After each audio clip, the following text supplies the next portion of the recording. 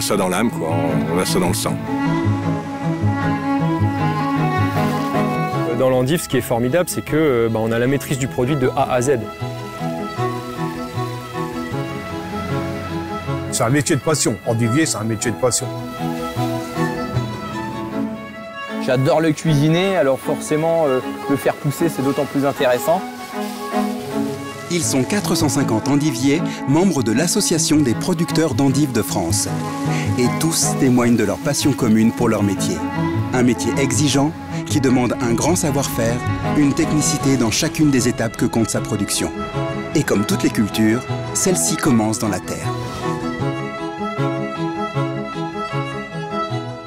Alors en fait, les semis démarrent par un faux semis, c'est-à-dire qu'on va détruire les éléments grossiers, essayer d'affiner le plus possible la terre, pratiquer un faux semis aussi pour pouvoir faire lever les adventices, les mauvaises herbes, et puis les détruire de la meilleure façon qui soit, la façon la plus naturelle possible.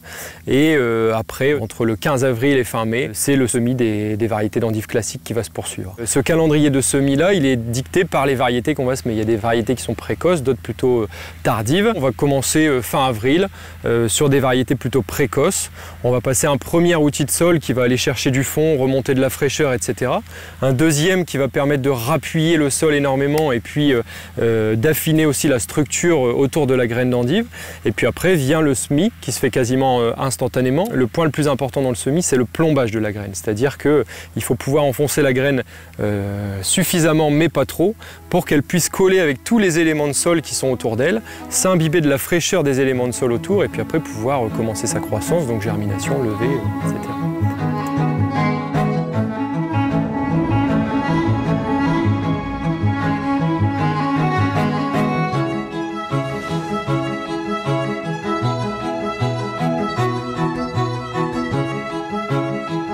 L'arrachage consiste d'abord à couper les feuilles à 3 cm de la base pour ensuite arracher les racines de terre. La date de cette opération cruciale n'est pas décidée au hasard. Ce qui nous donne le top départ des arrachages, ce sont les analyses qu'on procède à partir du mois de septembre. Pourcentage de matière sèche, taux d'azote, taux de nitrate, c'est une analyse qui est faite par des laboratoires. Et quand les critères physiologiques sont atteints à l'optimum, on peut commencer les arrachages de nos endives. C'est un moment très important parce que ça va conditionner le reste de la saison. Donc il faut que ça soit fait dans des conditions les meilleures possibles quand la météo le permet. Et en même temps au stade physiologique idéal pour permettre une bonne conservabilité et surtout une bonne qualité du produit après. Les racines récoltées sont transportées dans les endiveries. 95% de la production française se trouve sur le territoire des Hauts-de-France, berceau historique de l'endive.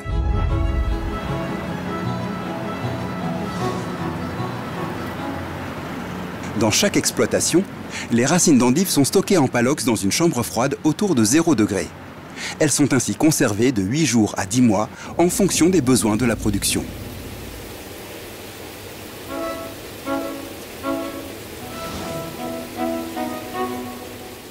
Alors ici, on est dans une chambre noire en fait. Donc on dit chambre noire ou salle de pousse, hein, ça dépend du jargon. Mais on vient y mettre nos endives.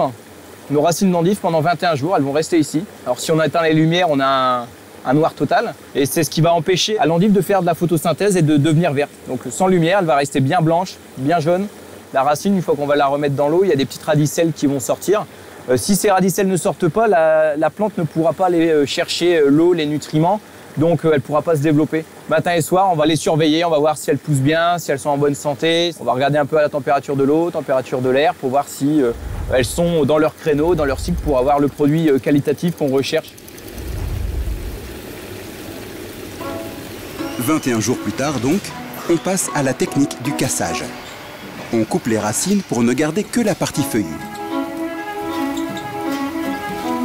Et nous voici arrivés à l'ultime étape de production.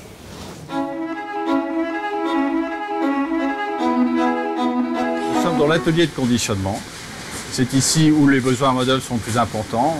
Alors l'objet de ce conditionnement, c'est d'éplucher l'endive, de la préparer, de la calibrer, de la mettre dans les différents emballages afin de la conduire après l'expédition. L'endive, c'est 85% en sachet, ce qui nous permet de garantir la fraîcheur. Ça nous permet d'avoir des usages très différenciés. La segmentation est très importante. Ça nous a permis d'augmenter notre linéaire. Ça nous a permis aussi d'améliorer la qualité de nos produits. et d'avoir un attrait consommateur beaucoup plus intéressant en rayon.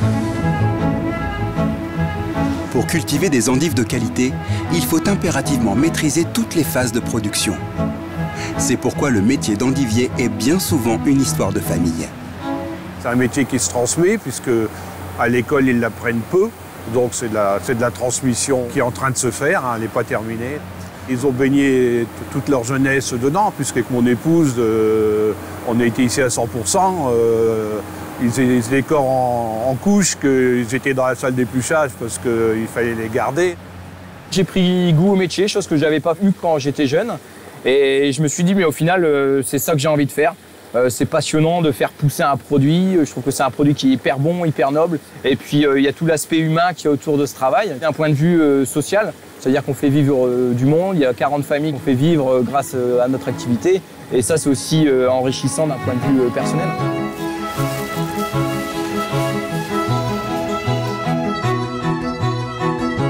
L'endive, on l'aime ou on la quitte. Et j'étais bercé tout bébé dedans, mon fils pareil. Et c'était une culture vraiment adaptée à nos régions et traditionnelle, donc on a continué la tradition, on espère la continuer très longtemps.